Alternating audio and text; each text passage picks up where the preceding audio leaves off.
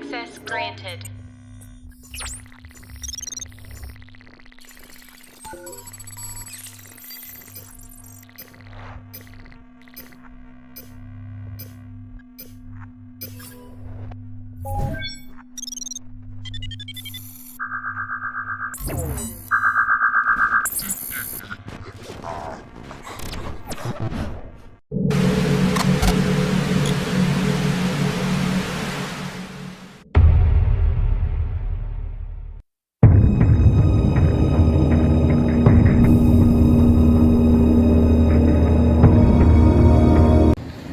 Assalamualaikum warahmatullahi wabarakatuh. Alhamdulillahirrabbilalamin. Wa bihi nasta'in wala umuri dunya waddin. Amma ba'du.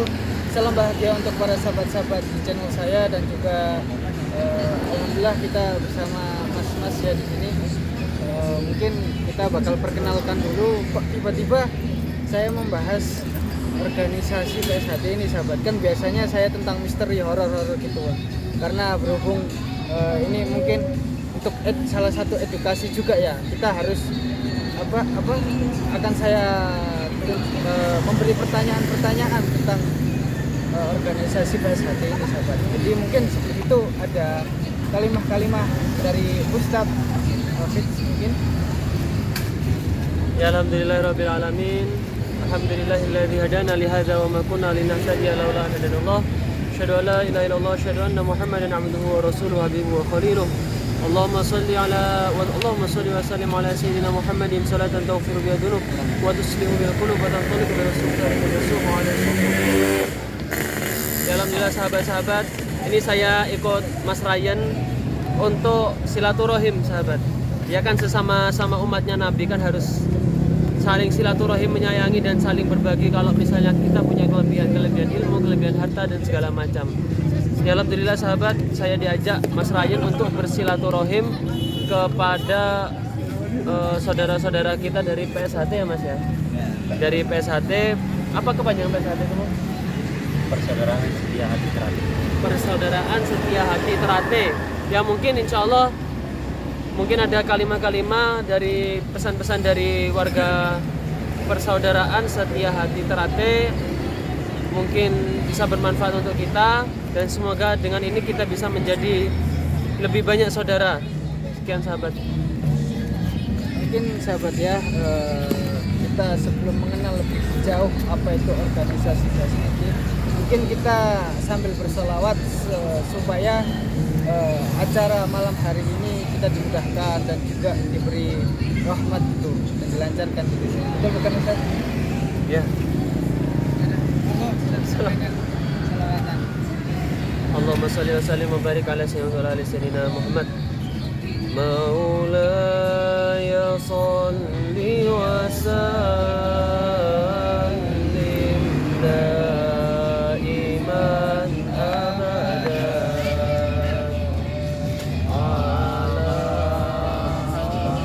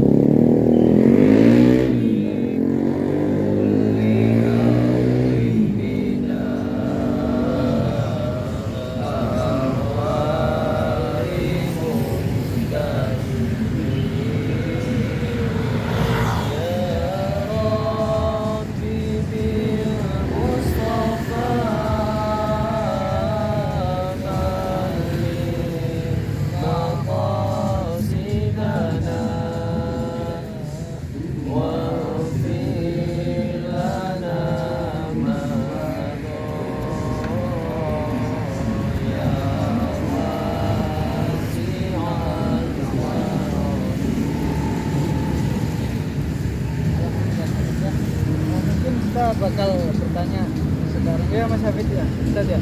Ya. Mungkin saya bakal nanya dulu ke perkenalan dulu sahabat. Boleh perkenalan dulu apa? Perkenalan dulu. Ini masnya siapa ini? Nama saya Yogi Absen. Mas? Yogi. Oh, Mas Yogi, sahabat. Oh, kalau Mas ini? Nama saya Muhammad Alif Rizky, biasa dipanggil Alif, Mas. Oh, siap. Masnya? Kalau nama saya Aris Susomo, biasa dipanggil Aris, dari Komisariat Universitas Brawijaya. Kalau Masnya ini? Nama saya Muhammad Habibur Rahman, biasa dipanggil Bang Rohman. Saya asli NTT. Oh. Kalau Masnya itu? Oh, nama saya Adam Restio, biasa dipanggil Adam, dari Komisariat Universitas Muhammadiyah Malang. Masnya itu?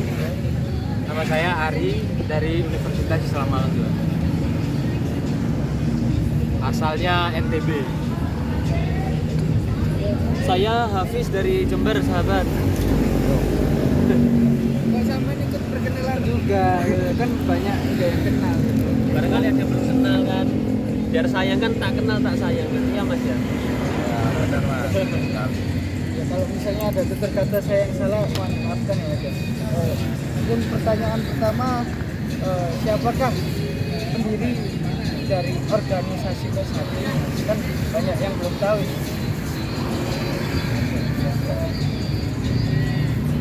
Untuk awal mulanya PSAT dulu adalah dari yang awal mulanya itu adalah Eyang Suro atau biasa disebut Ki Ngabe Suryo Diwiryo. Nah itu dulunya didirikan pada 1903 itu bernama Setia Hati. Nah, lalu untuk selanjutnya itu dilanjutkan dari anak didiknya atau muridnya dari Eyang Suro ini, yaitu bernama Mas Ki Hajar Harjo Utomo, itu pada tahun 1922 untuk tempatnya itu di Madiun. Oh, berarti tahun organisasi PS1 ini sendiri di tahun 1922. Ya benar sekali, untuk PSAT ini awal mula didirikannya itu pada tahun 1922 Mas.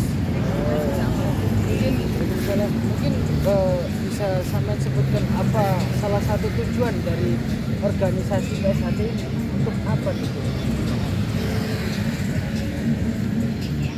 Kalau untuk tujuannya ya, kalau tujuannya salah satunya didirikan organisasi ini atau didirikan PSAT ini, tujuannya salah satunya kan dulu itu kan sebelum Indonesia merdeka kan Indonesia sering dijajah. Nah dari situ tujuan didirikan PSAT adalah salah satu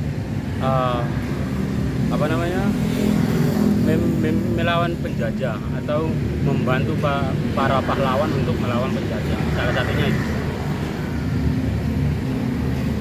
Untuk apakah PS1 ini khusus untuk orang tertentu? Maksudnya apakah hanya pejabat yang boleh ikut, atau aparat pemerintah, atau orang biasa nggak boleh ikut, atau seperti apa? Untuk awal mulanya sebenarnya dulu untuk PSAT ini lebih menjorok kepada orang-orang kerajaan, jadi orang-orang yang mempunyai pangkat di dalam negara ini kan. Jadi kayak mulai kayak orang-orang yang mempunyai kepemimpinan lah dulu. Tapi untuk sekarang untuk PSAT ini sendiri itu dibuka untuk umum, jadi siapapun itu yang mau ikut latihan dipersilakan. Jadi kita itu nggak membeda-bedakan suku, agama, ataupun orang mana, ras mana.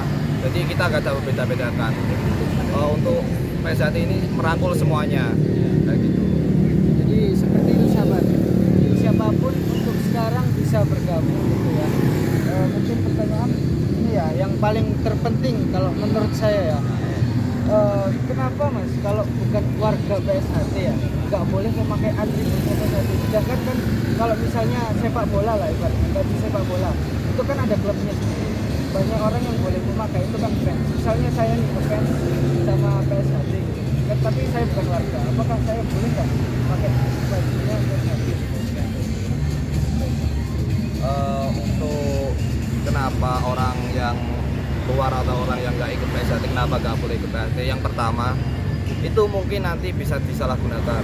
Sedangkan di PSAT ini kan kita sangat merangkul ya, namanya persaudaraan. Jadi di mana ada saudara kita yang lagi kesan atau lagi bisa bilang tersakiti di luar, maka itu kami para saudara-saudara PSAT ini pasti akan turun lah, maksudnya turun untuk membantu saudara kita, untuk membantu. Nah terus yang kedua, kenapa orang netral itu nggak boleh menggunakan atribut PSAT? Karena gini, sekarang di PSAT ini kan kita punya pencaksilat yang sudah lumayan banyak pengikutnya dan juga sangat terkenal lah di Indonesia ini. Kalau ada orang yang semena-mena maksudnya menggunakan atribut PSAT ketika di luar melakukan kejahatan lah, nah di situ maka organisasi kita ini PSAT ini maka itu akan tercoreng namanya atau mengotori nama dari PSAT ini. Sedangkan di PSAT itu nggak ada namanya mengajarkan kita untuk berbuat yang jelek-jelek. Jadi di PSAT itu ilmunya ilmu hidup, kita merangkul semuanya, nggak ada kita menyuruh warga PSAT ini untuk berbuat jelek lah kepada orang lain. Jadi ilmunya ini ilmu-ilmu yang berbuat baik, ilmu kehidupan. Seperti itu. Mungkin ada pertanyaan yang saya tambahkan, boleh saya cek. Sama. Oh baik. Mungkin ini apakah PSAT ini seni atau olahraga atau seperti apa? Untuk PSAT sini itu keduanya. Jadi di PSAT ini itu ada, kita juga mengolah seni, kita juga olahraga. Bisa dilihat untuk mungkin beberapa daerah itu mungkin sudah terkenal ya. Jadi PSAT ada seni, mungkin ada nanti pertunjukan seperti pemecahan, ada pertunjukan seni ganda ataupun seni tarung. Nah, di situ kita juga menunjukkan seni, kita juga itu menunjukkan olahraga. Jadi kayak basicnya ini kan pencaksilat, dan pencaksilat itu mas udah pasti itu olahraga kan. Nah, kayak gitu. Dan gerak-gerakannya PSAT itu kan juga kayak bisa menampilkan seni gerakan tangan kayak gitu, kaki, badan kayak gitu. Pertanyaan terakhir ya, apa perbedaan organisasi PSAT ini dengan pencaksilat yang lain? Apakah ada perbedaan atau? Kalau untuk perbedaan tentunya mungkin ada. Kalau untuk kita ngomong tentang pencaksilat, mungkin semua pencaksilat itu sama. Dalam arti yang namanya pencaksilat itu pasti terlalu tercorong ke pencaksilatnya, silatnya. Tapi kalau untuk perbedaan pasti ada.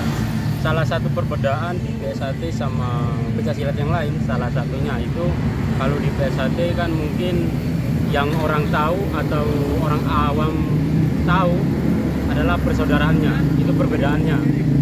Jadi di PSAT mungkin persaudaraan yang lebih erat. Jadi mungkin itu ada perbedaannya. Terus satu lagi untuk seni latihannya mungkin dari gerakan, dari jurus senam, pasti semua pencaksilat pasti ada perbedaannya. Tapi mungkin tujuannya sama. Cuma perbedaan jurus senam itu yang dibedakan. Alhamdulillah ya sahabat ya, kita sudah memberikan beberapa pertanyaan yang dimana pastinya organisasi PSAT ini mengajarkan kebaikan tentang kita dan juga tentang persaudaraan yang erat seperti itu sahabat. Jadi mungkin sahabat-sahabat yang ingin ikut latihan itu bisa ada di mana aja mas tempat latihan itu, apakah tempat tertentu aja? Kalau untuk saat ini hampir semua daerah itu ada untuk latihan PSAT. Mungkin kalian gimana, berarti di daerah dekat-dekat situ pasti udah rata. Jadi di seluruh dunia bahkan di luar negeri pun ada untuk latihan PSAT itu sendiri. Dan juga untuk latihan PSAT ini kan juga dibuka untuk umum, siapapun boleh. Jadi mulai dari pelajar, pekerja, maupun anak-anak itu pun bisa. Jadi nanti kalau kita anak-anak kita tujukan untuk menjadi atlet atau prestasi. Nah, kayak gitu. Terus saya tambah salah satu lagi. Iya, boleh. Terus khusus di daerah Malang, mungkin teman-teman yang berada di Malang yang pengen ikut latihan banyak, apalagi di daerah kota banyak tempat latihan yang memang menerima untuk orang-orang yang pengen ikut latihan. Salah satunya adalah hampir semua kampus yang di Kota Malang, hampir semua ada PSAT. Jadi salah satunya mungkin Unisma, UMM, UM, UIN, UB, terus Lowokwaru, Belimbing, Budi Agama, itu semua ada PSAT-nya. SKB di daerah kota khususnya itu memang banyak ya, tempat-tempat latihan. Monggo kalau teman-teman memang ada yang pengen latihan bisa mendatangi tempat latihan terdekat. Itu saja. Atau nambahin mungkin yang masih nggak tahu untuk tempat latihannya bisa cari tahu lah di Instagram, itu udah banyak banget. Jadi hampir seluruh tempat latihan untuk di Malang ini itu punya Instagram. Jadi untuk komunikasi untuk orang-orang awam yang ingin ikut latihan di PSAT ini, mungkin itu yang bisa kita dapatkan.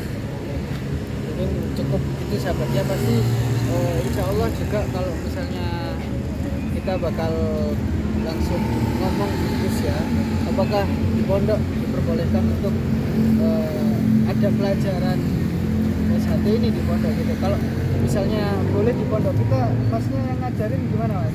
Yang melatih gitu, pondok kita langsung gitu. Untuk semisal di pondoknya dibuka latihan, mungkin dari perizinan dulu, perizinan dari pondok itu apakah diperbolehkan mengadakan pencaksilat PSAT di situ apa enggak. Kalau mungkin udah bisa konfirmasi dari pengurus pondok, mungkin nanti untuk warga PSAT ini mungkin di sekeliling pondok itu pasti banyak, dimanapun pasti ada. Mungkin ini pondoknya di daerah mana mas? Saya di pondok kita Toriko Janah, Babatan Nganjuk. Apalagi daerah itu Babatan Nganjuk, di situ pasti banyak warga PSAT di situ. Maka kita nanti bisa merangkul untuk saudara-saudara yang di daerah itu untuk melakukan melatih seperti itu. Mungkin cukup sekian ya sahabat ya, karena ini juga udah malam, udah gerimis juga, takutnya masnya mau pulang takut malah kehujanan. Saya akhiri. Assalamualaikum warahmatullahi wabarakatuh.